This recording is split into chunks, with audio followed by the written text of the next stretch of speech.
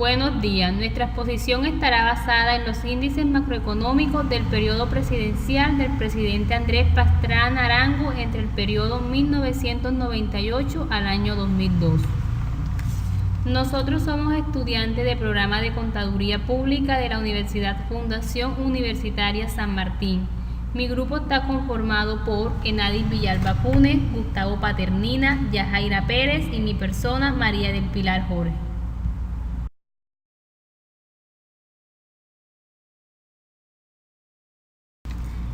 Empezamos hablando del perfil de Andrés Pastrana Arango con sus respectivos ministros de Hacienda.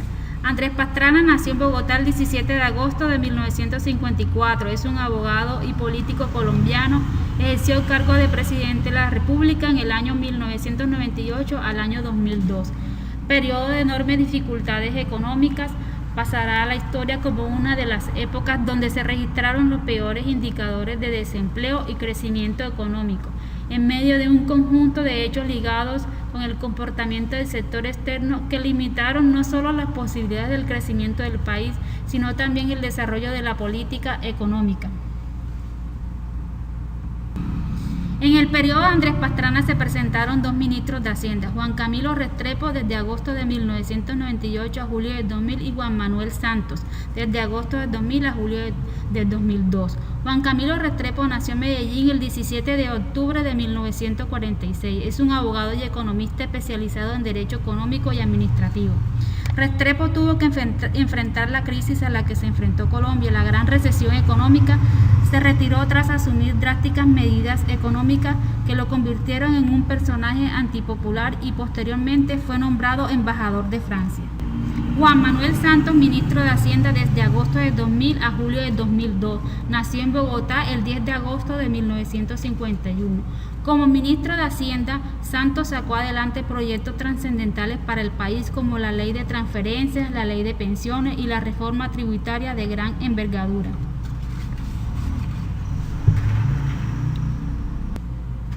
Este periodo se vio afectado por la coyuntura internacional muy compleja y volátil, la cual ha impedido obtener los frutos deseados en materia de crecimiento no solo en Colombia, sino en buena parte de América Latina. Por ejemplo, en este periodo de 1998 al 2001 se caracterizó por dos crisis internacionales, la del sudeste asiático de 1997 al 98 y la recesión mundial del 2001 al 2002, con los agravantes provenientes del terrorismo del 11 de septiembre y del estallido de la crisis argentina. Al mismo tiempo, se presentó una prolongada caída en la demanda agregada interna, agravada por la crisis financiera local y la agudización del conflicto interno. Todo esto ha tenido graves repercusiones fiscales. Para colmo de males, la necesidad de sufragar las pérdidas derivadas de los desmanes en el manejo de la banca pública y la crisis del sistema hipotecario no dejaron alternativa distinta a la de recurrir a la adopción del impuesto a las transacciones financieras como el 2 por mil, a partir de diciembre de 1998 y su posterior elevación desde enero del 2000 que pasó al 3 por mil. Este impuesto ha implicado un incremento neto en la carga tributaria cercano al 0.8% del PIB en momentos críticos para las empresas y los agentes económicos en general, drenando así el ingreso disponible para la inversión y el consumo privado del país. En los últimos 20 años, la economía colombiana ha registrado avances importantes en sus principales indicadores. Desde la apertura comercial se han dado cambios de diversas magnitudes en algunos aspectos macroeconómicos que hoy se materializan en una mayor estabilidad y un menor desempleo. En 1992 se registró un PIB per cápita ajustado por poder adquisitivo de $4.791 de la época, como se muestra en la figura. Durante esa década la economía colombiana creció en una tasa promedio del 2.9% aproximadamente, cifra similar a la registrada por el promedio de los países de la región. Durante este periodo Colombia logró sobrepasar la barrera de $5.000 per cápita. Esto representó un paso importante al duplicar el ingreso por habitante en 14 años. A comienzos del siglo XXI, la economía colombiana presentaba un PIB per cápita cercano a los $5.852. En términos de crecimiento, su ritmo era más acelerado en comparación con el resto de la región. mientras que entre el año 2000 y 2010 el producto del país creció en 4.1%, el resto del país de la región lo hizo en un promedio aproximado del 3.1%. Como se puede observar en la gráfica, la flecha roja nos indica el periodo comprendido entre el año 1998 al año 2002, donde se presentó un crecimiento per cápita bajo debido a la recesión económica que se presentó en el país.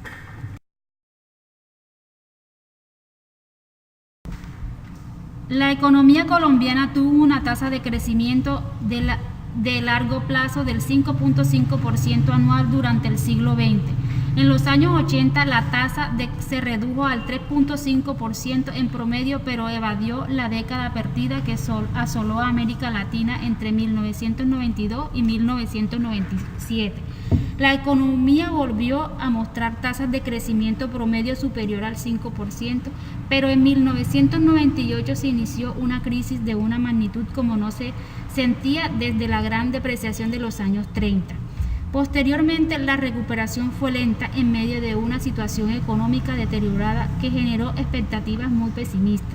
Al mismo tiempo, la política central de la administración de Andrés Pastrana, dirigida a la negociación con la FARC, dio lugar a una percepción magnificada del poder de la insurgencia, lo cual deterioró aún más las expectativas de los agentes. Cerca de 2 millones de personas abandonaron el país desde 1998 a la búsqueda de nuevos horizontes en Estados Unidos, en España. En el año 2000 la economía creció el 2.9%, en el año 2001 un 1.4% y en el año 2002 solo logró un 1.7%. El crecimiento económico muestra una aceleración muy clara desde el segundo semestre del año 2001, cuando se obtuvo menos del 1% de crecimiento hasta el cuarto trimestre del año 2003, que se aproxima al 4%. Como podemos ver en la estrellita que nos muestra la gráfica, la meta de crecimiento era del 2, del 3.5, del 4.2 y del 5.1% respectivamente, meta que como pudimos ver no se pudo cumplir. A continuación hablaremos sobre el Producto Interno Bruto y de todas las variables que influyen en él.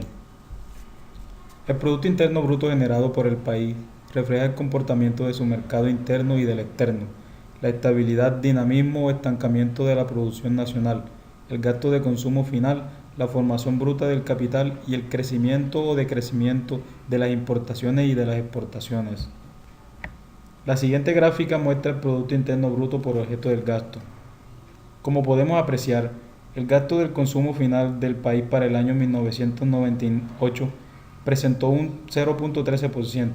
Para el año 1999, su disminución fue mayor al caer en un menos 3.21%. Los años siguientes mostró una leve recuperación, llegando a un 1.41% en el año 2000 y un 1.67% para el periodo del 2001. Para el cierre del periodo del gobierno, volvió a disminuir en un 1.51%, el cual corresponde al año 2002. Por otro lado, al hablar de las exportaciones de bienes y servicios, observamos cómo en el año 1999 cayeron en un 1.46% con relación al año anterior.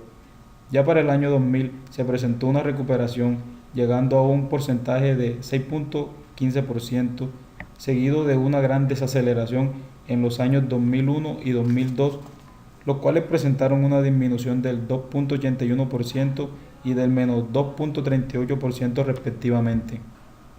Las importaciones presentaron una significativa desaceleración en el año 1999, teniendo una breve recuperación en los años 2000 y 2001, para luego volver a caer al finalizar el periodo de Andrés Pastrana Arango.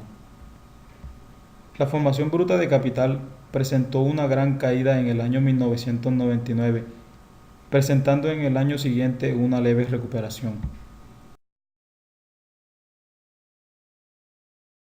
El PIB es el valor monetario de los bienes y servicios finales producidos por una economía dentro de un periodo determinado. Ayuda a medir el crecimiento y decrecimiento de la producción de bienes y servicios de las empresas de cada país dentro de su territorio. En el periodo de Andrés Pastrana Arango, los años 1998 y 1999 se caracteriza por una fuerte contracción de la actividad económica. El Producto Global cayó, caídas que oscilaron en términos anuales entre 0.8% y 6.6%. La segunda, 2000-2002, puede caracterizarse como una fase de recuperación modesta y frágil. El crecimiento del producto fue de solamente 1.9% anual y sus ritmos anuales fluctuaron entre 3.4% en el cuarto trimestre del 2000 y menos 0.1% en el primer trimestre del 2002. A finales de dicho gobierno, la economía crecía aproximadamente en 2% anual. Podemos observar que a partir de 1996 se inició una fuerte desaceleración del PIB colombiano, brevemente interrumpida por la burbuja de actividad económica que se registró en el periodo 1997 y 1998 en un contexto de grandes desequilibrios macroeconómicos. Esta burbuja fue resultado principalmente de una política monetaria contracíclica adoptada entre finales de 1996 y principios de 1998, que precipitó un ataque cambiario y obligó a las autoridades monetarias a responder mediante alzas en las tasas de intereses.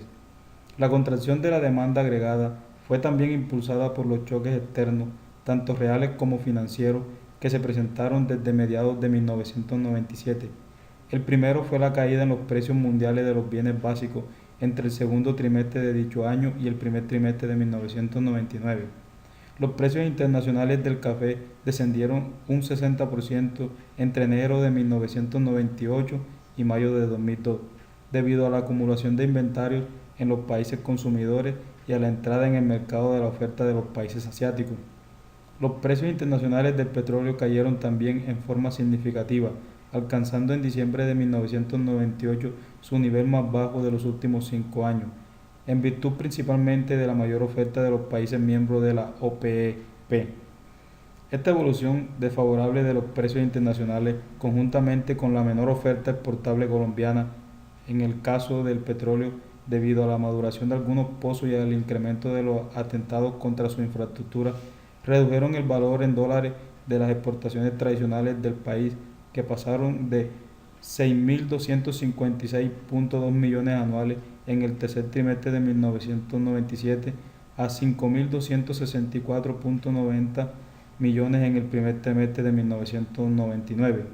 Por su parte, las exportaciones no tradicionales cayeron en 5.581.9 millones anuales en el primer trimestre de 1998 a 5.313.6 en el tercer trimestre de 1999. El segundo choque está asociado con la salida repentina de capitales del país y de la región, producto de la crisis financiera asiática de 1997 y rusa en 1998, entre otras, que redujo de manera importante el acceso al crédito externo y dificultó el mantenimiento de los. El desempleo fue una de las variables que más impacto tuvo en este periodo. El desempleo, el subempleo y el empleo informal constituyen quizás los problemas más agudos y preocupantes de la economía colombiana desde la segunda mitad de los 90. Aunque las profundas transformaciones que tuvieron lugar en la economía en dicha década se reflejaron en cierta medida en la dinámica del mercado de trabajo, los factores macroeconómicos incidieron también en su comportamiento. En el cuatrienio de Pastrana, los indicadores laborales registraron un gran deterioro. La tasa de desempleo alcanzó niveles no registrados en las estadísticas del país. La tasa de subempleo y el grado de informalidad experimentaron un aumento peligroso, reflejando la precariedad de los puestos de trabajo. Los grupos de la población más vulnerables al desempleo vieron más agudizado su problema y la oferta de trabajo tendió a aumentar. Como podemos observar en la gráfica, el desempleo aumentó un promedio aproximado de 19,6%. La tasa de subempleo en diciembre de 1999 ya superaba el 20%, aumentando en cifras alarmantes del 29,7%, 31,8% y 34,3% en 2000, 2001 y 2002 respectivamente. La tasa general de participación aumentó en un 64,4%. Se le atribuye este aumento a la desaceleración de la economía colombiana después de la segunda mitad de los 90, debido a que generó en las familias grandes dificultades económicas, obligando a otros miembros del hogar a empezar a buscar cualquier empleo para compensar la pérdida de ingresos.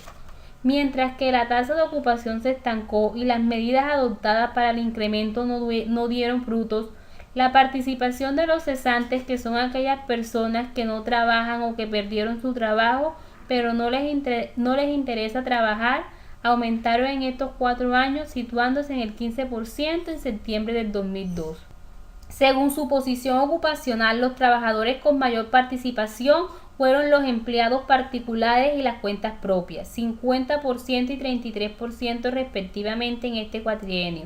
Además, en promedio, el 75% de los ocupados alcanzan 11 años de escolaridad, es decir, de cada 100 personas ocupadas, 25 personas tienen entre 1 y 5 años de estudio, 23 entre 6 y 10 años, 27, 11 años de escolaridad y solo el 13% de los ocupados tienen más de 16 años de escolaridad. Las remuneraciones de los ocupados en términos de salarios mínimos durante este cuatrienio cayeron sustancialmente, tanto para los hombres como para las mujeres. Solamente un 25% de los ocupados devengaron más de 2 salarios mínimos, el 75% restante con remuneraciones inferiores o iguales a 2 salarios mínimos. Se incrementó la participación de aquellos que recibieron menos de 1 en detrimento de la participación de aquellos que recibieron entre 1 y 2 salarios mínimos. Mediante esta gráfica podemos observar el estancamiento en la evolución de la pobreza cuando se mide por el método llamado línea de pobreza LP, que hace relación a la capacidad adquisitiva para adquirir una canasta mínima de alimentos esenciales. Al finalizar la administración de Lleras Restrepo en 1970, la pobreza con esta medida cobijaba más del 45% de la población, lo que equivalía a 9.600.000 personas, porcentaje que se mantiene durante las 2 administraciones de Uribe Vélez, con la diferencia que para el 2010 equivale a casi 21 millones de personas, aunque con nuevos resultados con base en una nueva metodología de medición, el porcentaje baja del 40% y el número de personas de 17 millones. En ninguna de las administraciones intermedias entre Lleras y Uribe el porcentaje disminuyó. Podemos notar que la administración de Pastrana obtuvo la mayor línea de pobreza de estos últimos años, con porcentaje del 57%, equivalente a 23.500.000 personas. En cambio, la pobreza por necesidades básicas insatisfechas, NBI, que implica mejoría en las condiciones de vivienda y mayor acceso a servicios como agua potable, educación y salud, disminuyó en forma apreciable, pues bajó del 72% en 1970 a un poco menos del 20% en 2010, lo que implica que el número de personas pasó de 15.200.000 personas a 8.900.000 personas en el mismo lapso. Es evidente el efecto del gasto público. Gracias a la orientación que dio el gasto público de la Constitución Política de 1991, impulsó la duplicación del gasto público social, que pasó del 8,2% del PIB, que era el dato para el 1990, y del 15,8% del PIB en 1999.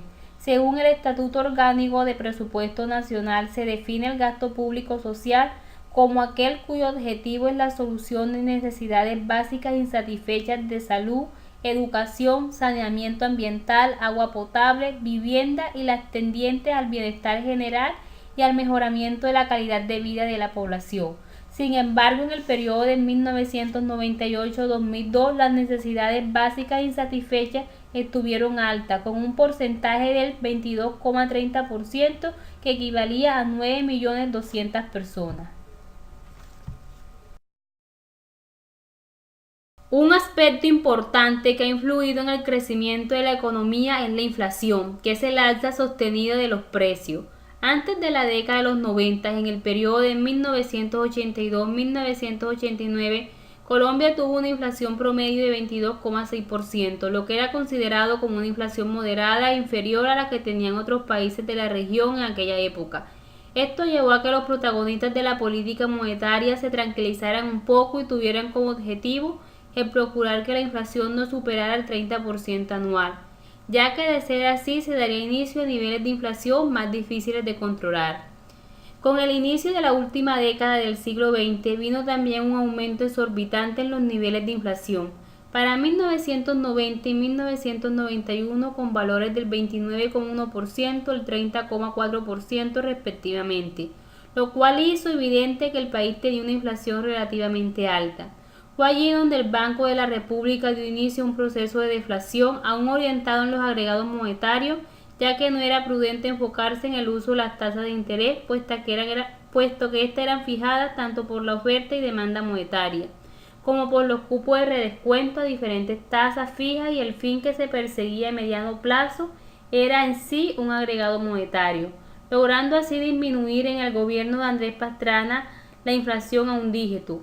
Podemos observar que la inflación pasó de 18,7% en 1998 a 10,9% en el año 1999, luego a 9,2% en el año 2000 y obteniendo un 8,% en el año 2001, cerrando el cuatrienio de Pastrana en 2002 en un 6,4%. Las políticas económicas perseguidas por el gobierno de Andrés Pastrana Arango, dentro de la continuidad aperturista seguida por los gobiernos nacionales y pactados con el Fondo Monetario, encontramos el logro de un crecimiento económico sostenido como principal estrategia para disminuir los niveles de pobreza. Para ello se implementó el Fondo de Emergencia Social, apoyado con recursos multilaterales, que buscaba atender las necesidades esenciales de los estratos más pobres, en particular de las mujeres y niños. Otro objetivo de este gobierno fue el incremento de la ocupación mediante programas de empleo en proyectos de infraestructura. Para ello era necesario que la formación bruta de capital del país pasara del 15% del PIB en el año 99 al 19% a partir del año 2001. Se requería estimular la inversión privada, que debería pasar del 6,5% del PIB en el año del 99, que fue su nivel histórico más bajo, al 12,8% en el año de 2002. Esto suponía reducir la inversión pública, pero estas estrategias no dieron los resultados esperados, porque las medidas tendientes a eliminar o reducir el déficit fiscal, restringiendo el gasto público, afectaron especialmente la inversión pública y desplazándola por el servicio de la deuda. La dilación y el estancamiento de las negociaciones de paz del gobierno con la insurgencia y la inseguridad también afectaron notoriamente la inversión privada del país. Las tasas de interés reales se elevaron a niveles sin precedentes en la historia macroeconómica colombiana de las últimas décadas y agudizaron los problemas de deuda en los diferentes agentes. El resultado fue una gran contracción del gasto interno, que pese a los estados negativos de oferta asociados con los fuertes aumentos en los salarios reales y la mayor devaluación nominal, redujo la inflación total.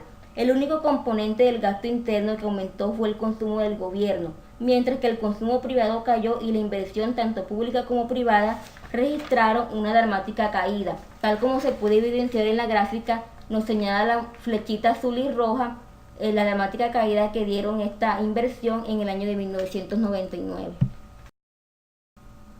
El comportamiento de la economía colombiana en esta fase puede ser interpretado mediante un conocido esquema teórico de análisis de corto plazo, el denominado modelo Mundell-Fleming.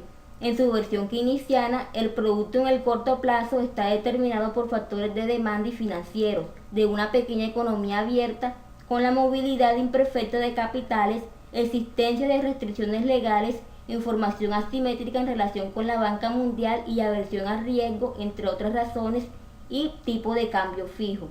En el panel A de la figura se presentan tres curvas. En el plano I, tasa media de interés nominal interna y nivel de producto en su orden, que corresponden a los equilibrios de los mercados de bienes IS, de dinero LM y de divisas DD. Dado los valores de las variables exógenas en este modelo, por ejemplo, las tasas esperadas de inflación y devaluación, las pendientes de las curvas aseguran que el equilibrio será estable. Supongamos que la economía se encuentra inicialmente en el punto A, correspondiente al año de 1998, por ejemplo.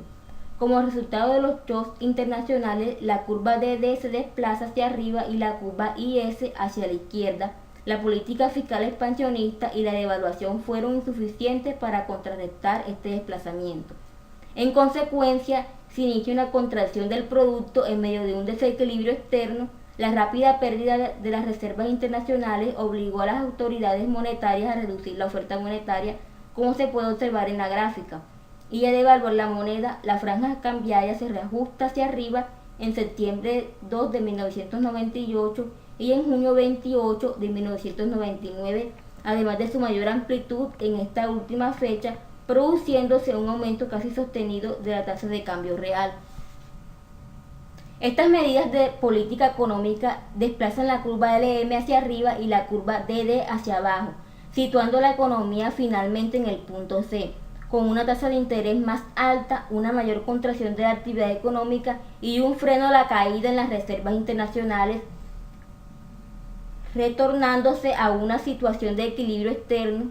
La reducción del déficit en cuenta corriente determinó que, no obstante las menores entradas netas de capital, las reservas internacionales se estabilizaran. En el panel B de la figura se muestra la curva que relaciona la tasa de interés interna y la variación de las reservas internacionales, denominada RI. La curva RI de equilibrio muestra su desplazamiento final como consecuencia del shock de flujos de capital, la mayor devaluación y la recuperación de los precios mundiales de los bienes básicos exportados por Colombia. Como puede observarse, el aumento de las tasas de interés internas frenó la pérdida de reservas internacionales que se registraba desde principios de 1998.